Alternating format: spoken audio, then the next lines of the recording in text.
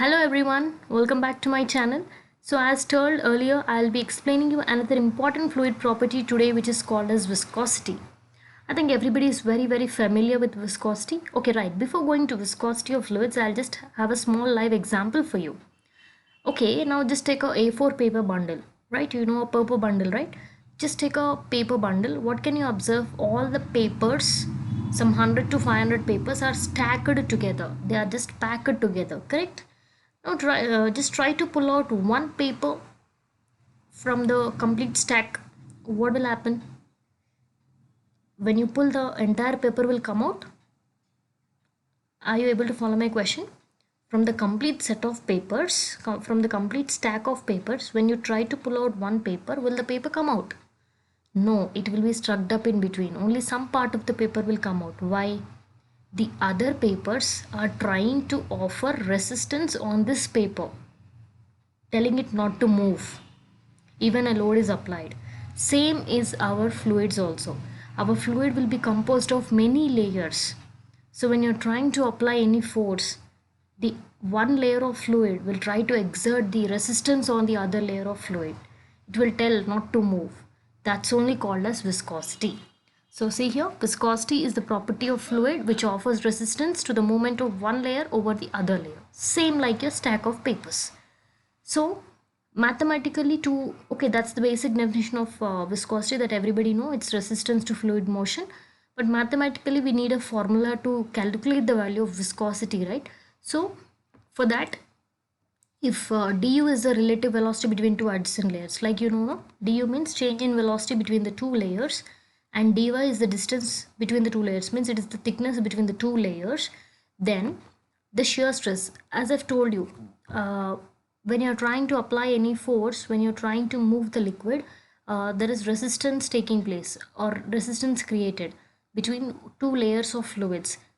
So this resistance together with shear stress will cause this viscosity. Okay, so that shear stress tau will be proportional to du by dy. Here du by dy means change of velocity with respect to distance, which is nothing but velocity gradient or shear strain. The shear stress, amount of shear stress will be directly proportional to the amount of shear strain.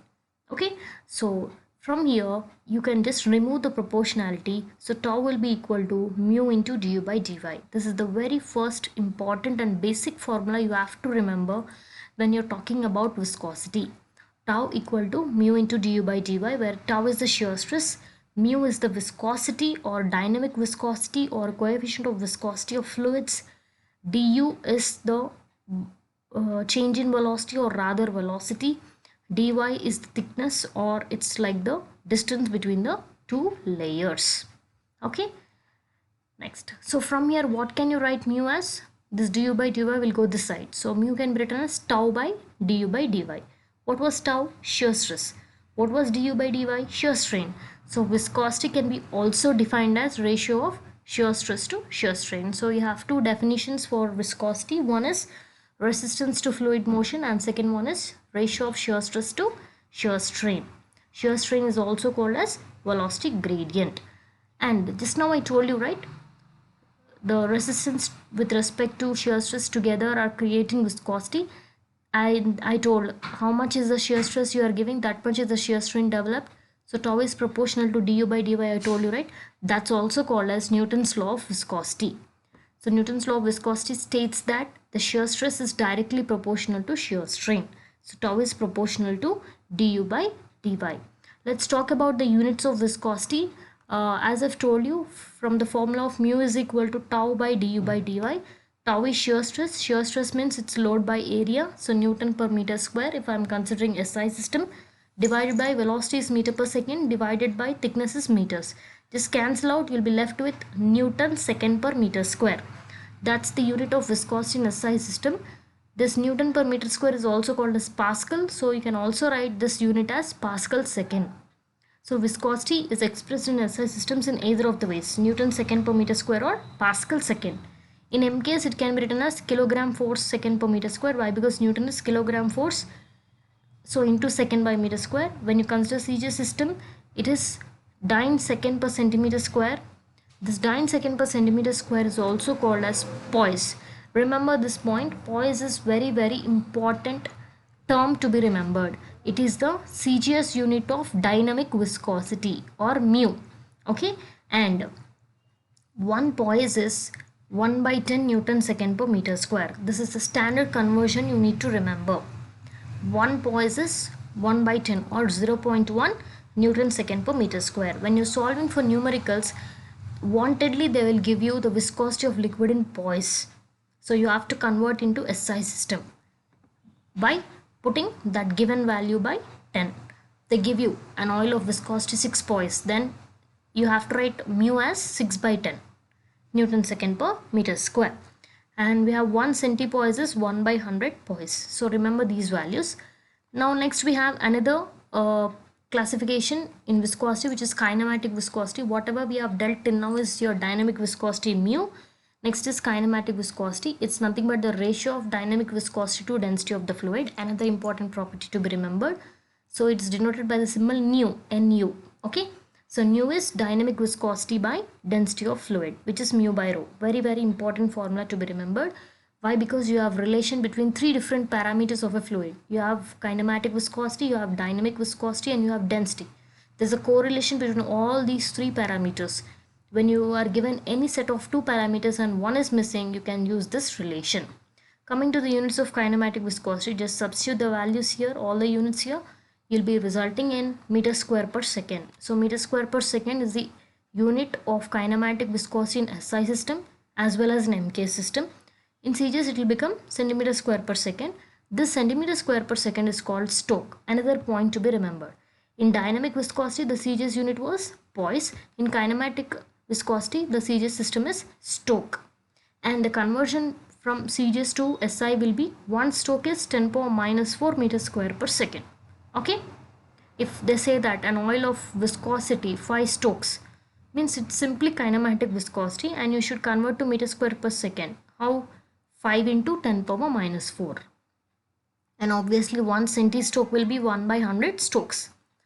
Next, coming to variation of viscosity with temperature. See, it's very simple concept to remember.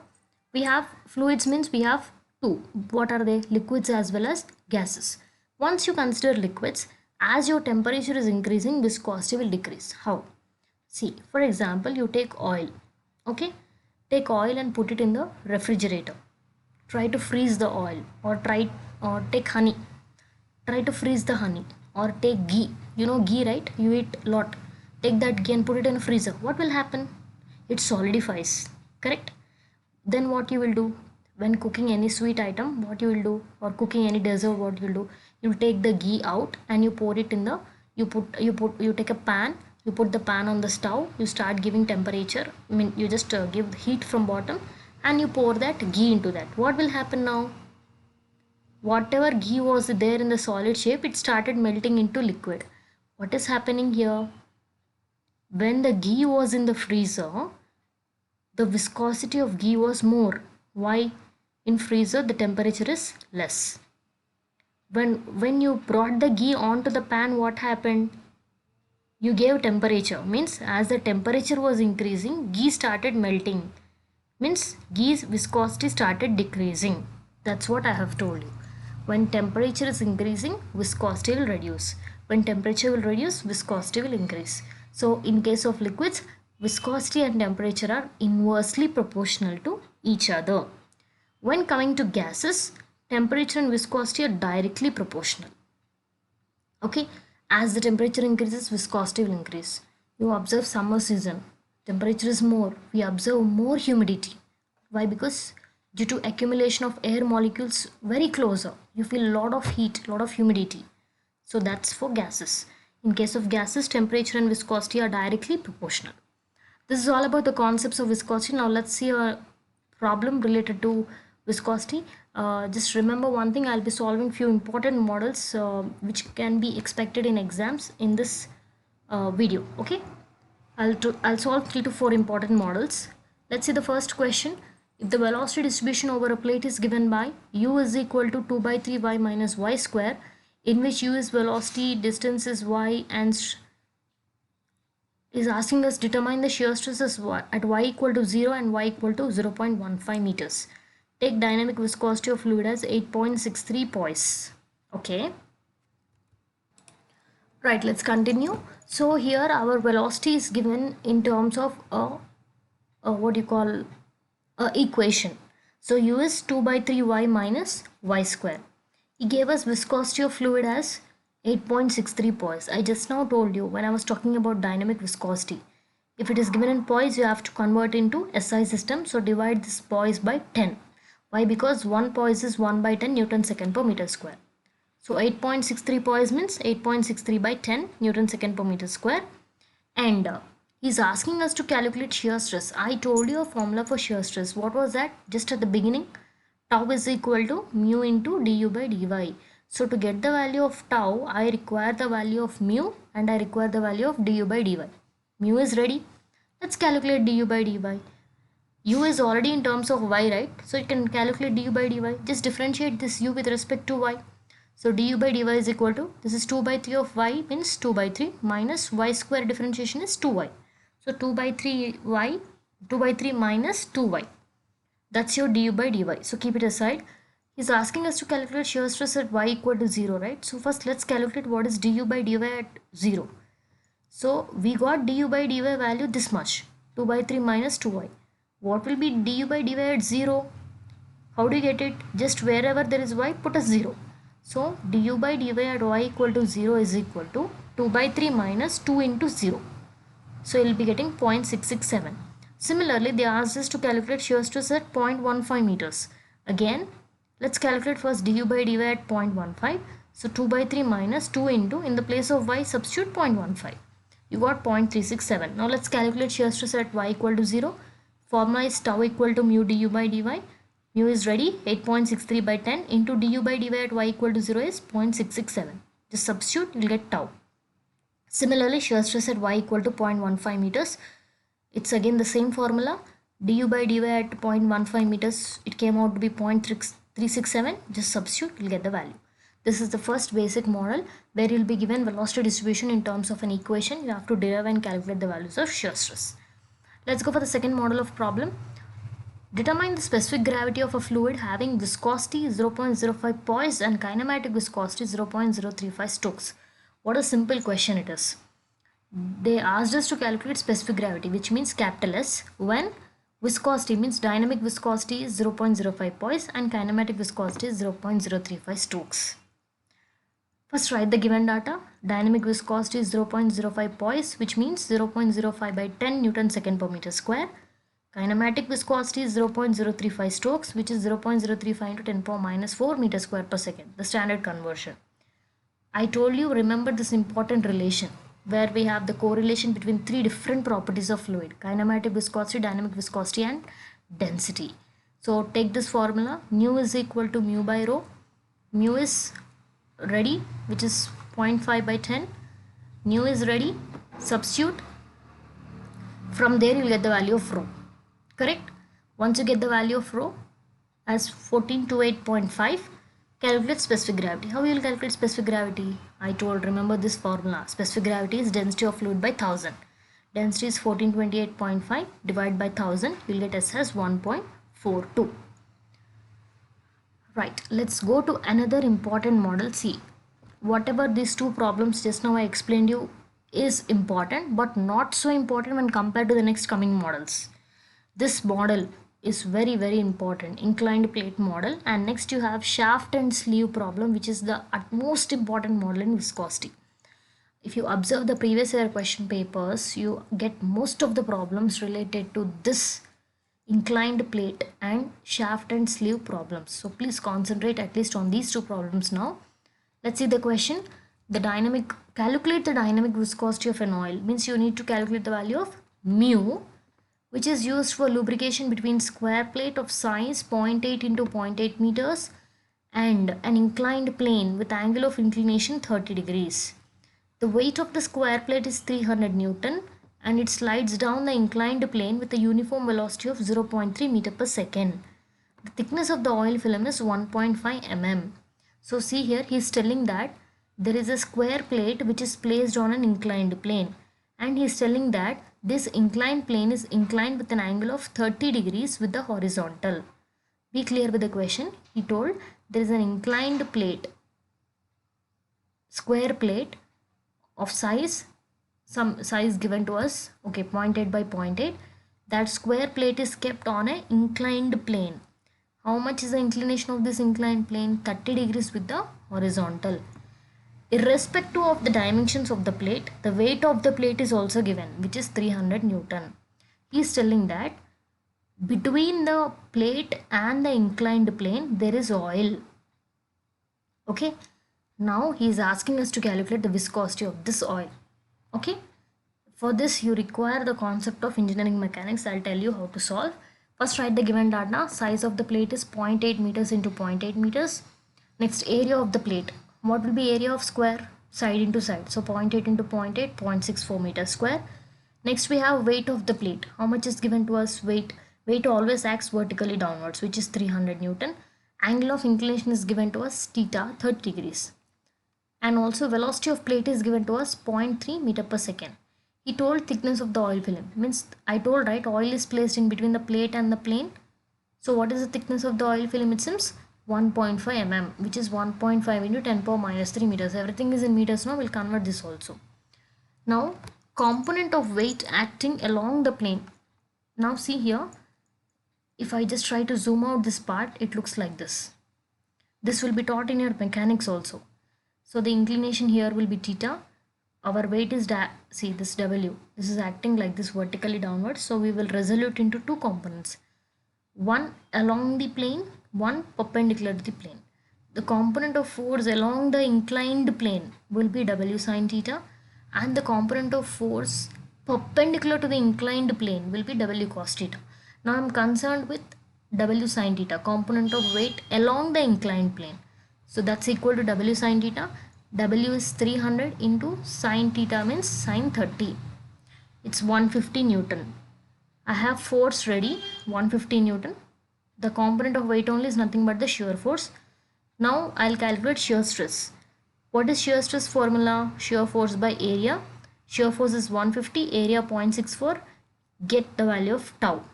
Once you know the value of tau, take the formula tau equal to mu du by dy. From there, calculate mu. Tau is 234.37. Mu we don't know, keep it as mu, into du means nothing but your u, which is 0.3. dy is nothing but thickness of the oil film, 1.5 into 10 power minus 3.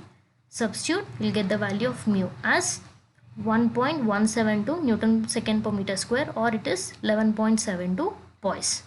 So this is how you need to solve for inclined plane model. Alright guys, let's continue. So let's see the next important model I have keep on telling you, which is the shaft and sleeve problem.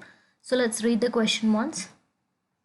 The dynamic viscosity of an oil used for lubrication between a shaft and a sleeve is 6 poise.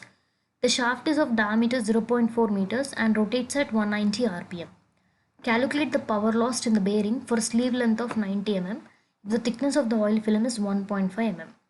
So he is asking us to calculate what is the power lost, which is capital P. Okay. Remember friends, when we are solving for shaft and sleeve problems, we have 5 unknowns to calculate. Power, you cannot calculate the value of power directly. Before calculating power, you have 4 unknowns to be calculated. So including power, we have totally 5 unknowns to be calculated in our model. Okay. So you have a shaft which is rotating. Okay. And you have a sleeve. Sleeve is nothing but it's the protective covering for our shaft. So in between the shaft and the sleeve, means for the shaft to rotate smoothly, we are providing some lubrication with the help of oil. So that oil is placed in between the shaft and the sleeve on either sides. Okay. Now he gave us the diameter of the shaft. He gave the length of the sleeve. I told you sleeve is nothing but the protective covering of shaft. So how much length your shaft will be, that much length your sleeve will be. So shaft length of the shaft or length of the sleeve means the same. If he gives you only the value of length of sleeve, it means that you have to consider it by default to length of the shaft also. Okay, let's start off with the problem. Given for us viscosity is 6 poise, which is 6 by 10 Newton second per meter square. Diameter of the shaft is given capital D, 0.4 meters. Speed of the shaft is given, which is capital N, 190 rpm. Length of the sleeve is given, which is considered to be length of the shaft also, 90 mm, which is 19 to 10 power minus 3 meters. Thickness of the oil film is given to us 1.5 mm, which is 1.5 to 10 power minus 3 meters. This is your dy. Remember one thing here, thickness of the oil film is given to us directly as 1.5 mm or 2 mm, whatever it will be given. In some problems, what they will do is they will not give you the thickness of the oil film. Instead of indirectly telling the thickness of the oil film, they will give another important given data called diameter of the sleeve also. Okay, they'll give you diameter of shaft along with diameter of sleeve. Like the question will be like, shaft of some x diameter is rotating inside a sleeve of y diameter. So there the thickness of the oil will not be given. The diameter of the sleeve will be given. So what you have to do at that time, your thickness of the oil film will be diameter of the sleeve minus diameter of shaft by 2. I'm repeating. For sleeve we will write generally D2. For diameter of shaft we generally write D1. So the thickness of the oil film will be D2 minus D1 by 2. Then you will get the thickness of the oil film. That is when both dias are given. Here only single dia is given, directly thickness of the oil film is given. I told we have 5 parameters to be calculated in this sort of problems. The first one is tangential velocity, which is u. U is given by the formula pi d n by 60. That's equal to pi into d is already ready with us 0.4, n is already ready with us 190 by 60. So our velocity will be getting 3.98 in meter per second. That's the first unknown. Calculate tangential velocity u. The second step will be calculation of shear stress. We have formula for shear stress as mu into du by dy. Mu is 6 by 10, 0.6 into du, just now we got 3.98, by dy is nothing but the thickness of the oil film. Substitute, you'll get the value of tau. That's the second unknown. First unknown is tangential velocity, second unknown is shear stress. Third unknown is shear force. How do you get the value of this shear force? See, what is shear force formula? Shear stress into area. Why? Because shear stress is force by area. So from there, shear force will be shear stress into area. So tau into area. Remember, here we are substituting surface area, not the cross-section area. Why? Because when the shaft is rotating, which part of the shaft is in contact with oil? Only this side part and this side part, not the cross-section part, right? So we have to write the surface area. So your shaft looks like a cylinder. So your surface area of cylinder formula is pi dl. So it is shear stress into area, which is 1592 into pi dl. 1592 into pi into d is 0.4 into L is 19 to 10 power minus 3, which is length of your shaft or the sleeve. You get F value. As I've told you, we have another model of problem where diameter of the shaft and sleeve both will be given. At that time, what to write? Then I told you, right? Here, what is rotating? Shaft. Shaft is only rotating. Only shaft can produce power. So here you have to substitute only diameter of the shaft. How many diameters they may give in the question? You have to substitute diameter of the shaft only here. So you'll get the value of F. That's the third unknown. What is F? Shear force. Then calculate torque. Torque formula is, what is torque? Force into radius. So force means shear force into radius. We don't have value directly. So do it dy by 2. So force you'll be getting the earlier step. So 180.5 into 0.4 by 2, you'll be getting 36. I'm repeating. First step will be tangential velocity calculation. Second step will be shear stress calculation. Third step will be shear force calculation. Fourth will be torque. And fifth one, the last step will be power lost, which is 2 pi nt by 60. 2 into pi into n is 190. T is just now we got 36.01. Substitute, you'll get the value of power lost. So directly you won't get the power lost formula. You have to intermediately calculate 4 unknowns. Right from tangential velocity, then shear stress, then shear force, then torque, then only power lost. Okay. Now I request you people to practice these problems. The first problem was, I told you what we have solved in our first problem today. The velocity distribution is given in terms of an equation. Is asking you to calculate shear stress at y equal to 0 and y equal to 0.15. Similarly, first you do with du by dy at 0 and at 0.5, then calculate tau. Second question is again related to our second model of problem which we discussed, related to kinematic viscosity, specific gravity and dynamic viscosity. In the problem what I have explained you there, I asked you to calculate specific gravity, but here I just I mean remodified the question. You need to calculate mu, dynamic viscosity, when kinematic viscosity and specific gravity are given. And the third question is related to inclined plane problem, which is very similar to what I have discussed in our class today. Okay. And the last one is related to shaft and sleeve problem. Okay. So please try to solve these problems so that it will be practice for you. Okay. It's not only for your academic growth or not only for your what do you call exam point of view, it will be useful for your what do you call competitive exam point of view also. It will be practice, so that when you're doing the problems, not only you'll have a practice, but you'll try to memorize the formula also. So by default, when you're solving the problem, you should remember the formulas, no? So your formulas will be ready for you. Okay, so try to solve these 4 problems for practice. So we'll end up today's session. Please, still if you have a doubt, you can just put a comment or just contact me through my mail. And thank you.